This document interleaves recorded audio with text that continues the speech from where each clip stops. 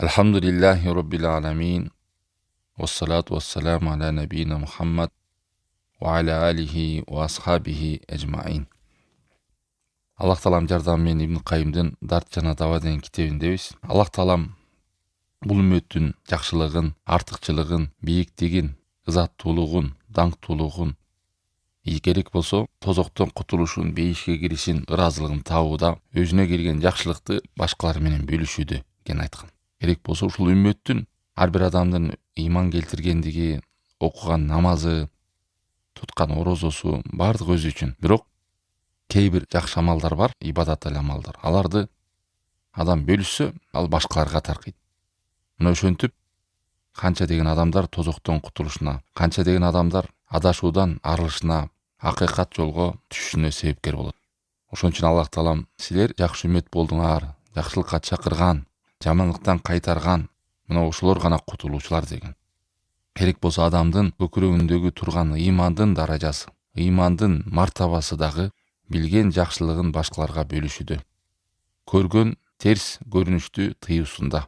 Бир нерсеге мен жетип алдым, мен эле жыргасам болду, мен эле бактылуу болсом болду деп жашап жүрө бергенди Аллах Таалам ыраа көргөн эмес, жакшы көргөн эмес. Балким мусулмандын ийгилиги ошодо.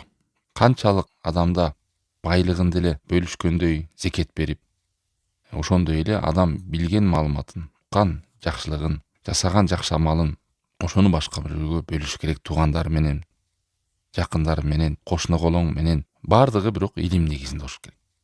Ошон үчүн пайгамбар алейхиссалату вассалам хадисинде деди, силерден кимдир бир терс ишти көрсөңөр, колуңар менен өзгөрткүлө деди. Колуңар менен өзгөртө албасаңар, тилиңер менен өзгөрткүлө деди. Аны менен болбосо дагы жүрөгүңөр менен, жүрөк менен кош көңүл карап калбойсуздон, жүрөк менен дагы ошол нерсени кабыл кылбай. Бул эң ыймандын алсыздыгы. Мына ушул бөлүмдө Ибн Qayyim рахимахуллах Дарт жана Dawa дегенди ошону билип туруп кайтарбай коюу бул өзү дагы дарт экенин айтып атат. Көрүп туруп бөлүшпөй коюу, маалыматтарды сактап жашырып коюу, айтпай коюу. Муну менен эч убакта коом өзгөрбөйт, оңолбойт. Керек болсо мурунку Мухаммад алейхиссалату вассаламдын үммөтүнө чейинки болгон окуяларда бир нече асарларды келтирет. Ошол адамдар өздөрүнө жеткен маалыматты бөлүшпөй, өзү гана ибадат кылып, өзү гана жакшылыктын даамын татып коюп жүрө бергендиктен баштарына бале келгенде ошол жакшылыкты билип бөлүшпөгөн адамдардан биринчи баштаган периштелер. Жада калса бир бале түшкөндө Аллах Таалам буйрук берген аларга. Ким жакшылыкка чакырып, кеңпейил болуп, билген маалыматын бөлүшүп, жамандыктан тыйып, жакшылыкка чакырып жүргөн адамдарды калтыргыла, ал эми калган жана бузукулар менен жакшылыкты билип, өзү амал кылып жүрсө дагы бирге жер менен жексен кылгыла деген асарлар аябай көп. Мына ошонун биринден Абу Омар ибн Абдилбар Анаби Хиззан айтты, бул асарда Аллах Таалам мурунку коомдо эки периштени бир айылга жиберген. Ушул айылды мындай айтканда жер менен жексен кылгыла деген. Талкалап жок кылгыла деген да. Жер титирөө мененби, айтор топон суу мененби, айтор Аллахтын аскерлери көп. Анан ал периштелер түшкөндө ушул айылдан намазды берилип окуп аткан адамды көрөт. О Роббим деп. Анан Аллах Тааламга кайрылып айтат периштер. О Роббим, бул жерде сага жеке кайрылган, намаз окуган адам бар экен деп. Анан Аллах Таалам айтат: "Даммираха ва даммираху маахум." Үйүн да бузгула, өзүн дагы бузуп, талкалап өлтүргүлө. Ошодон баштагыла деген сөз да мындай. Эмнеге десе, фаиннаху ма тамаара важху фи кат. Ма тамаара важху фия кат. Ал адам эч убакта жүзү дагы, мындай жүрөгү дагы ушул акыйкатты таркатууга мен үчүн бир кабагым, кашым дебеген адамда, кыскасы. Баш оорубайт. Болду, бир нерсени угуп билди акыйкатты. Ошону жашырып, өзү эле бейиш кирип кеткиз келген адам. Өзү эле тозоктон сак болгус келген адам. Өзү эле бактылуу болгус келген адам. Мына ошодон баштагыла деген. Дагы бир асарларда бул окуялар качан болуп атат? Мурунку коомдордо. Нечендеген кылымдар өттү да. Бани Исраилияттарда болгон окуялардан. Дагы бир периштени жөнөтөт. Бул да Хумейди ан Суфиян ибн Уяйнадан, Суфиян ибн Саид ан Мисардан. Бул да асар. Аллах Таалам периштени жөнөтөт, дагы бир жерди топон суу, жер титирөө, же болбосо бир ошол эли талкаланып кала тургандай кырсык. Мына акыркы жылдарда көрүп эле жүрүп атабыз. Кырсыктын түрү көп. Сел жүрүү бар, топон суу бар, жети түрөзү бар, өртү бар, шамалы бар, бороону бар. Ал дагы периште келет. Караса, ал жерде дагы бейирлип ибадат кылып аткан айрым адамдарды көрөт. Анан Аллах таалам кабар берет. Ошол бейирлип ибадат кылып аткан адамдан баштаган деген азапты. Ал адам өмүрү бир убакыт ойлонгон эмес. Бир кайгы тартып, сарсанага баткан эмес. Ушул маалыматты бөлүшсөм, ушул жакшылыкты башкаларга да ыраа көрсөм, ушул жакшылыкты бирөөгө бөлүшсөм деген бир ою да болгон эмес. Ошон үчүн бүгүнкү күндө да айрым туугандар намаз окуйт, же жакыны намаз окубайт. Дос, шеринелеш, жакындаш, санаалаш. Мындай болуп калганда бул намаз мага эле тиешелүү деп. Мунун намазы жок. Намаз жөнүнөн сөз да кылышпайт, сааттап отурушат, айлап жүрүшөт, жакыным деп. Эгер ушул адамга күйсөң, бактыттын жолун себепкер болоюн десең, тозоктон сактайын десең, үйрөтүш керек намазды. Себеби намаз жок адамдын сурагы жок акыретте. Анан алар дагы жеңил карап жүрө берет намаз жок адам. Эгерде бул тууганым намаз чоң маселе болбогондо, ошон үчүн айтпай жүрөт го бул депчи. Эгер чоң маселе болгондо айтмак. Жылдап аларды коркутуп айтыш керек. Тууган намазың болбосо, мына сабак даваттарды угуп атасың, билип атасың акыйкатты. Намаз бул паспортуң сенин Аллахтын алдында. Эң биринчи намазыңан баштайт. Намазың жок болсо сен ташталасың, башка амалдарың каралбайт деп ошентип бир мункар, эң чоң мункар эмне? Ширк. Андан кийин келе ошол намаз жок адамдардын жүргөнү. Бул арактан дагы, оорлуктан да жаман нерсе. Намаз себеби Аллах тааланын акысы. Аны кийин баштаса дагы, анын казасын канча окуса да толуктап бере албайт. Намаздын өзүнүн убагында окугандай. Канча деген мункарлар бар арабызда эле. Ошонун баары эмне? Жакшылыкка чакырбагандар, жамандыктан тыйбагандар, жеңил карагандар. Баягы намаз окуган, жакшыда жүргөн өзү жүрө берет, окубаган өзү жүрө берет. Бирок бири-бири менен чай ичип, жыргашып, шеринелеш, табакташ, кезинелеш болуп коюп жүрө берет. Бул сага тиешелүү, ал мага тиешелүү. Андай мамиледе болбош керек. Ошо бир туугандарыңа, жакындарыңа, туугандарыңа, коңшу колоңдоруңа күйүп, жакшылыкты бөлүшүп, жаман нерсе болсо ошону тыйып жүрүш керек. Жаш кезимде эсимде бар эле, бир акелерибиздин классташтарынан бирөө намаз окучу эле. Ошол адам өтүп кетти, бирок бир дагы жора жолдошторун намазга тартпады да. Кийин сурашсам айтпачу деле экен. Керек болсо ошолор менен чогуу арак ичип, бирок бул ичпейт, суу менен тоз сүйлөп коет. Бүт нерсени алар кылганын баарын эле кылат, болгондо эле намазын окуп жүрө берет. Жанындагы жан жөкүрө ойлоп койгон, намазды ушул эле окуйт, бизге тиешеси жок дегенге чейин барышканда. Кайтарбагандыгынан, эскертпегендигинен, жекиспегендигинен. Ошон үчүн бул билип туруп жеткирбей коюу, бул дагы бир дарт, бул дагы бир оору. Ошол коомдогу оорулар ошол кайтарылбагандыктан, эскертилбегендиктен, жеткизилбегендиктен таркай берет, дарт күчөп кете берет. Дагы бир асарлардан мурунку коомдордогу Закар ибн Аби Дуньядан ан Вахб ибн Мунаббах коля ламма асаба Даудул хатиа коля я Робби игфирли. Ушу Дауд бир ката кылган, каталыкты кылып жүрүп бир ката ишти. Анан Аллахтан кечирим сурайт. О Роббим, мени кечире көр деп.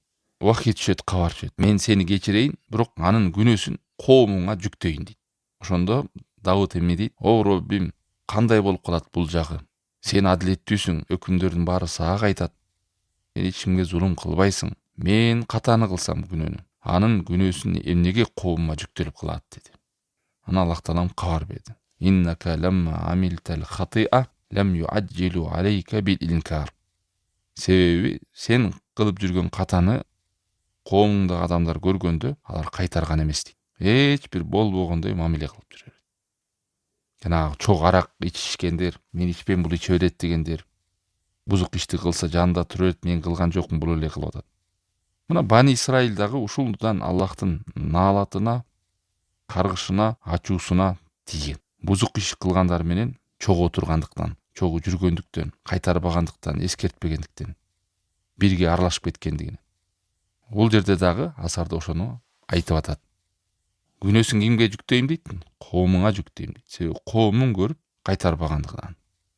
Андан кийин Вазакара ибн Аби Дунья, бул Ибн Аби Дуньянын бир нече топтогон асарларды, мурунку коомдордо болгон окуяларды эске алыш үчүн, эскериш үчүн, айбарат сабак үчүн топтогон китеби бар. Ошол коомдордогу болгон кыйынчылыктар, азаптар, балелер, алар түшкөн чуңкурларга биз түшпөйлү, ушулардан үлгү сабак алайлы, ушулардын катасын кайталабайлы деп жазган эле да. Мына ошонун асарлардын кээ бирлерин Ибн Кайым рахмахулло китебине келтирген.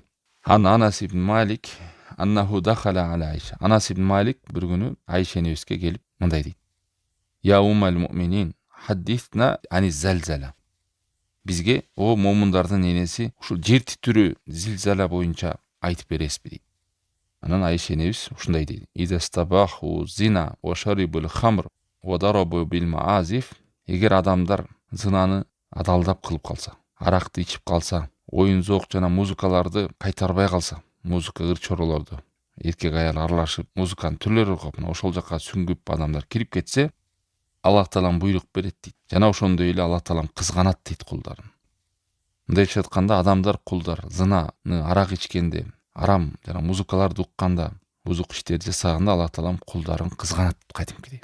Эмнеге буйрукту аткарбайт? Эмнеге булар тыйылбайт? Аллахтын ачуусу келет. Мына ошол кезде жерге буйрук берет дейт. Тазалзали бихим. Жер титирегин дейт. Аларга жер титирегин дейт. Эгер тоба кылып өздөрүнө кайткан болсо, жанагы бузуктуу иштерин таштаган болсо, анда токтойт. Антпесе алардын жер менен жексен болуп кеткенге чейин азаптар болот деп айткандай. Анан Анас ибн Малик сурап атат: О момундардын энеси, эмне бул момундарга да тиешелүү, момундарга да бул азап болобу? Ошол жер титиреп кеткенде үйлөр кулайт, адамдар өлөт, арасынан мусулмандар деле өлөт турабы? Ошол бул азап үчүнбү дейт. Ошондо Айша энебиз айтып атат: Колат бал мауидатан ва рахматан лил муъминин. Ал бир өрнөк, осуят, эскертүү катары, момундарга ырайым катары болот. Ва накалан ва азабан ва сухтан алал кафирин. Ал эми капырларга болгон бул катуу каар, азап болот дейт. Азап катары, Аллахтын каар катары, ачуусу катары, белги катары болот дейт. Ошондо Анас айтып атат, радиаллаху Ма сами'ту хадисан бa'да Расулиллахи саллаллаху алейхи ва саллям ана ашадду фархан минни би хадал хадис. Пайгамбар алейхиссалату вассаламдан кийин, уккандан кийин муну мен эң бир сүйүнгөн, сүйүнүчтүү хадистер менен болуп калды бул дегенде. Мындайча айтканда, ошол келген азап момундарга болгону эмне экен? Эскертүү, Аллахтын ырайымы катары, балким ошонун артынан күнөөлөр кечилет. Жер титирөө болуп, мусулмандар деле өлүп калат атпайбы, үйлөрү бузулуп, селдер келип, борондор келип, үйлөрү кулап, ошондойлордон канча деген жакшыда жүргөн мусулмандар өлүп калат. Аларга эмне экен? Алланын ырайымы жана башка момундарга эскертүү экен. Көзүңөрдү ачкыла дегендей. Кайткыла.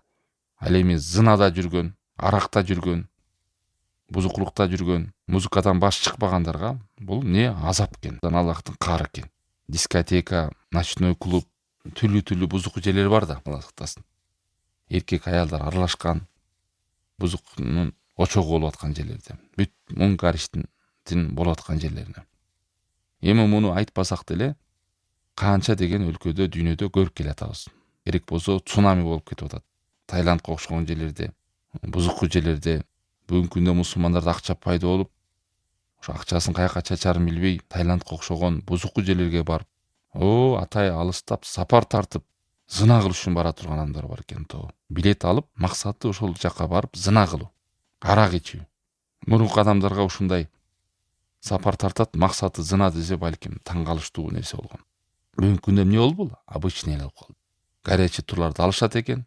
Бул факт, барып, аракты ичет, винону ичет, дискотекасына барат экен, жыныстык катнаш, зыналарды кылышат экен, анан кайтып келишет экен.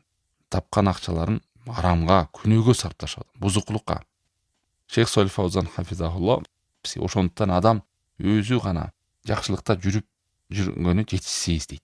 Балла будда идара мункаран ан янкира аля хасби иститаати валау би калбихи. Ошондуктан мусулман адам терс, ыплас, жаман ишти көргөндө кайтарыш керек, мүмкүнчүлүгүнө жараша. Болбосо жок дегенде жүрөгү менен. Жүрөгү менен жаман көргөн адам ошол мункар иштин жанында жылмай отурбайт эле. Се ошону адамдар сезет. Сен ырсыйып, күлүп, ошого ыраазыдай болуп жанында отура бергенден ал дагы улантып жүрө берет ошол бузук ишин. Аллахтын нематын айт дейт го, бир окуя болгондо мен өзүм да катышып, анан бир жака экскурсияга чыгып калдык биз туугандар болуп. Анан аларча эле. Анан жакшы эле ой болчу, баары эле туугандар барып, кой союп, шашлык кылып, анан мени деле билишет, ушундай арак ичилбейт, мындай да. Анан барып, ошо тамагын жеп кирсек эле, ошо туугандардан уюштуруп аткандарын билип эле, ошо арак-парактарды алышып, суудай кылып жашырышып нар жакта ичип мага жыты келип атты да. Анан келинчегиме айттым, биз аялдарга жакта отурганын. Бас кеттик. Анан туугандары бар. Кетип калдык да биз. Кой деп качып анан эмнеге качышпайт тияк бияк деп калды. Бирок кийин ошонун натыйжасын көрдүм да. Алхамдулилlah ошол жерде качкандардын көбү арагын таштаган бүгүнкү күндө. Намазга түшкөн, керек болсо ошол арак ичип жашырган, тултуңдап жаман көрдү эле меничи. Кийин деле айтышты да. Ошол катуу тийди, ойлондум. Азыр алхамдулилlah намазын да окуп, арагын да таштап калган да. Анан кээде ошондой абалды карап сөз жетпесе, арак ичкен жерге кошо отурган болбойт, ала туугандын көңүлү үчүн деп. Аллахтын көңүлүнө эч ким маани бербейби. Кимде ким Аллах Тааламды наразы кылып адамды ыраазы кылса, ал адам да наразы болот. Аллах да наразы болот. Кимде ким адамды наразы кылып, Алланын ыраазылыгын көздөп кылса, ал адам деле жакында ыраазы болот. Жанагылар башында тултуңдады, жаман көрдү, эмне кетип калат, бияк тияк деп сүйлөдү. Мына азыр жакшынакайбыз. Абалдары да жакшы алхамдулилlah. Намазы бар, арак таштаган. Ошондой абалдар таасир берген. Анан ошонун зыян экенин сен реакция бербесең кантип түшүнөт ал туугандар? Бул намаз өзү менен, мен өзүм менен деп жүрө берет, болду улантып. Сен болсо кола ичип не деп коет, суусундук иче бер, мен арак ичип тос сүйлөй берем деп. Мына ошондой абалдарды биз көргөнбүз, ушинтип эле келген адамдарда. Ошондуктан кайтарылбайт, берби, эскертилбейт. Керек болсо бул адам намаз окуса да, орозо тутса да, садака берсең, сен аябай жакшы адам болсоң дагы сенин башыңа балей келе берет. Эмнеге? Сен жакшылыгың өзүңө курчап, өзүңө гана чектеп алгандыктан. Сен ойлоо, но туугандарым кыйын абалда деп. Сен эң башында кыйын абалда сенсиң дейт. Бир балей келсе кошо кетесиң. Бирок өзүңдүн абалыңа жараша кыяматта айында суракта болосуң. Бул дүйнөдө келген бале, азапта бирге шерик болосуң. Себеби ал керек болсо тили биякта турсун, жүрөгүң менен да кайтарган эмес да. Жүрөгүң менен кайтарганда ал адамдар сезмек сенин кайтарууңду. Сенин кыжалат болгонуңду билмек. Ушул адам ушул нерсенин жүрөгү ооруйт. Ушул адам ушул мункарды көргөндө кыйналат. Айтат дайыма. Жок дегенде жашырынып кылат алар. Жашырынып кылган жакшыраак, чем ачыкка кылгандан көрө. Себеби жашырып кылганда бале өз башына түшөт. Ал эми күнөөнү ачык кылганда баарына бирдей түшөт. Ошол кайтарбагандыктан бале түшсө баардыгы бирге өлөт, Алла сактасын. Бул көп балеге алып келет. Өлүү деген бир гана бир кырсыктан эмес, берекелерди качырат, ырыс-кызы тар болот, көкүрөктөр кысылат. Көп деген артында Алла сактасын адамдын жашоосунда болгон кысталыштарга алып келет.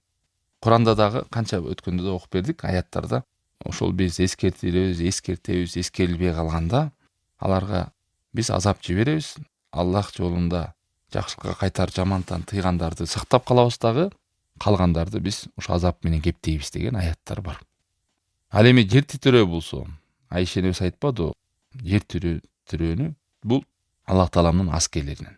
Жанагы шамал, борон, топон суу окшогон эле, селге окшогон. Алла жер өзү туруктуу болуп турат. Алланын буйругу менен качан жыл кыймылда дегенде, титире дегенде титирейт. Адамдар ушу күнөөлөр ачыкка чыгып баштаганда кайтабы деп, капырчылыгынан кайтабы деп. Мына ошо акыр заман келерде жер титирөөлөр көбөйөт. Шаарлар талкаланат, адамдар өлөт. Анан тилекке каршы адамдардын жүрөгү мерес болуп катып калганда, жер титирөө ушундайлорду катастрофа деп, табияттын татаал кубулушу, катастрофический природанан бирдеке деп буга да терминдерди коюлган. Аны эмне кылат? Анын максаты аны бир Аллахка таандык кылып, Алла Таалам эскертүү үчүн берди деген сөздүдөн оолак болуш үчүн. Бул жөн эле табияттын кубулушу. Табияттын татаал кубулуштары. Ошондой бир табигый кырсыктар деп коет. Жок, табигый кырсык эмес, ачык эле айтыш керек. Алла Тааламдын жиберип аткан бул белгилери, эскертүүлөрү, кулдарым ойгонобу? Алланын керек болсо бул ырайымы момундарга, капырларга болгон эскертүүсү. Себеби адам заты ушундай зат өлүп калса дагы акырет Куранда айтат. Аллахым бир азаптарды берип, ооруларды берип, башыма кыйынчылыктарды берип болсо дагы менин көзүмдү ачсаң болмок экен деп. Ошон үчүн түрлүү түркүн жол менен адамдын жашоосунда сабактар болот. Карызга батат, кээде кедей болот, кээде ооруйт. Байкасаңыздар, канча адамдар оорунун артынан динге, хидаятка, иманга келген. Курсак ток, байлык менен туура жолго түшкөндөрдү аз көрөсүң. Кээде адамдардын эшигин каккылыктап, бүт адамдар отказ кылып койгондо, ошентип да Алла Таалам кулун сынайт.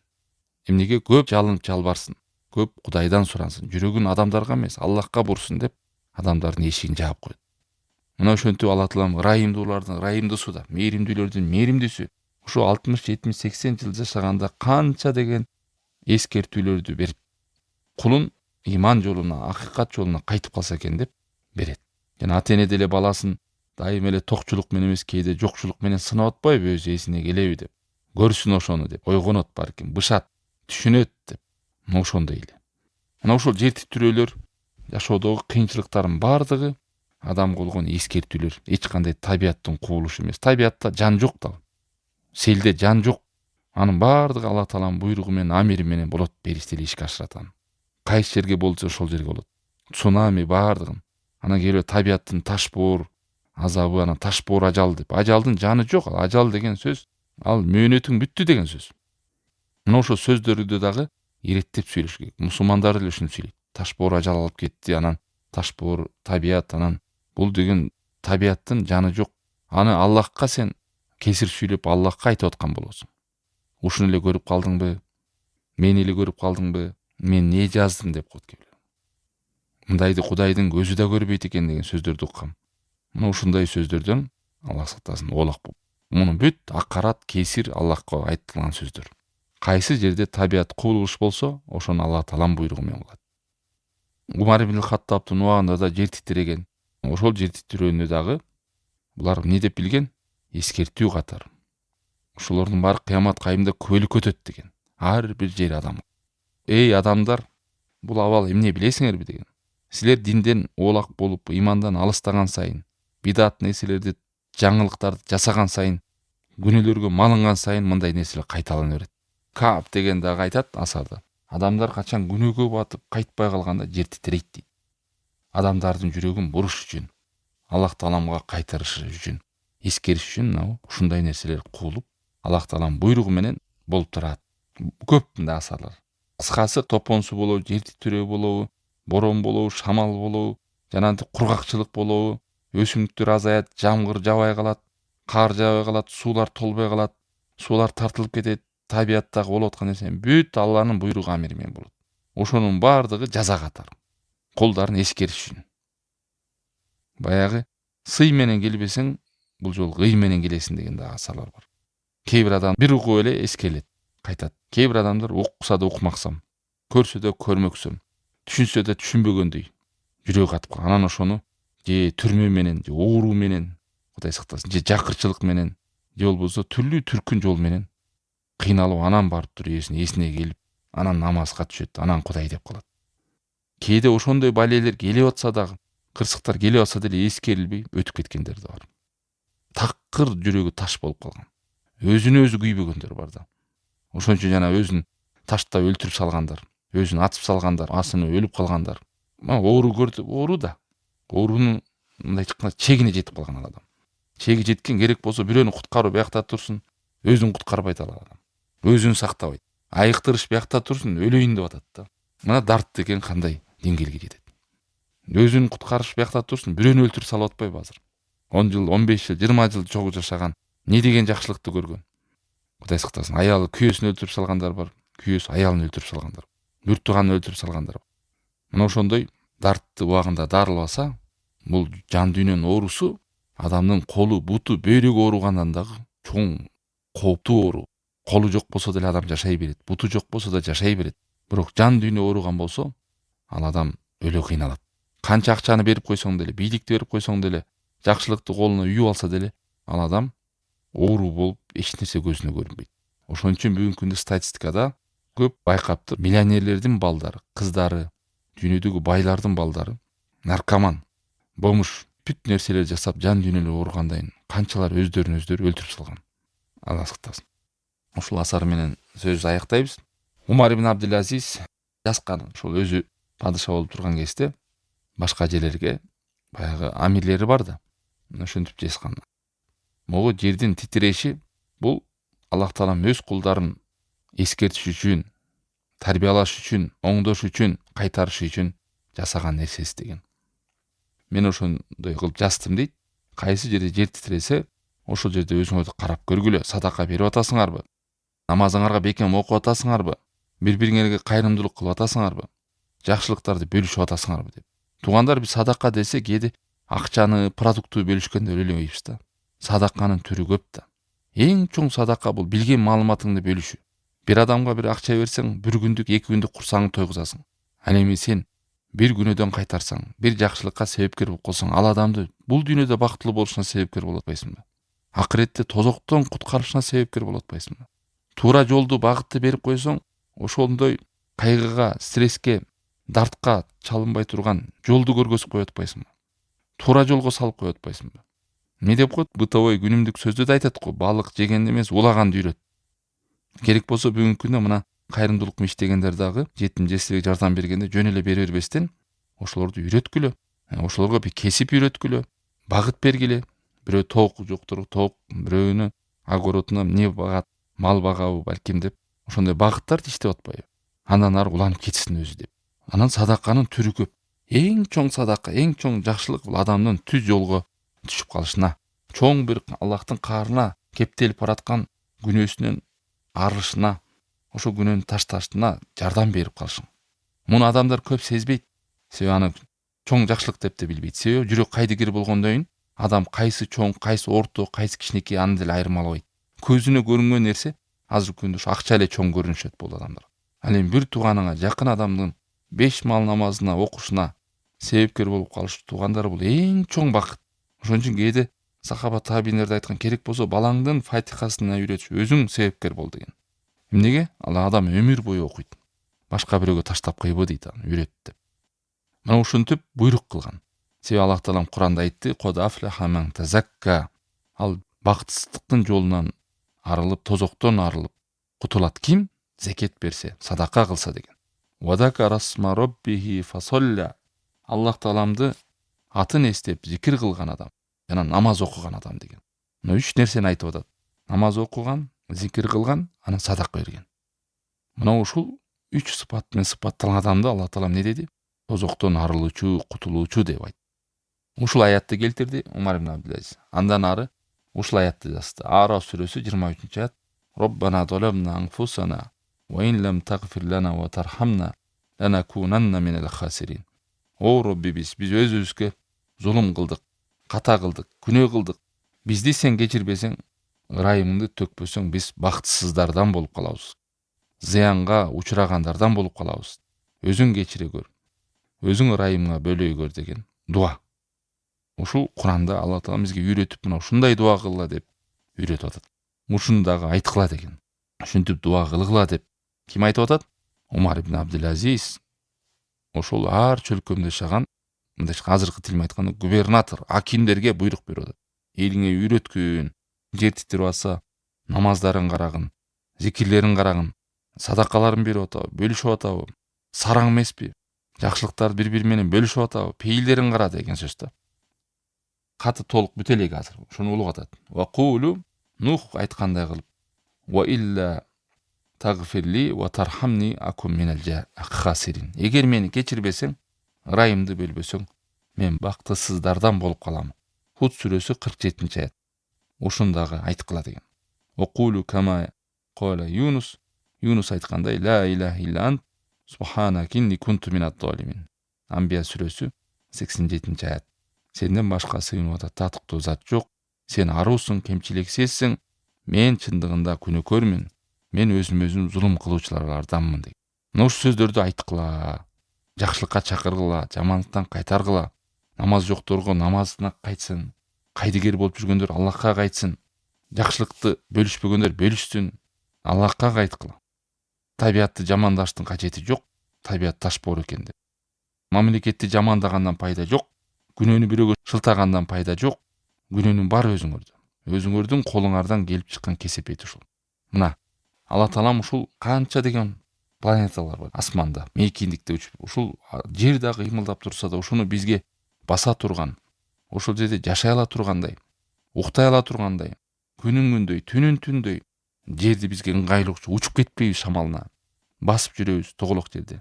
Ушунун баары Аллах Таалам берди, бирок кээде титиретет, кээде кыймылдатат, кээде сел жиберет. Ушунун баардыгы эскертүү экен. Бузуку жаман адамдарга азап экен бул. Ал эми жакшылыкка жүргөндөргө тобо кылсын, кайтсын Алла гана.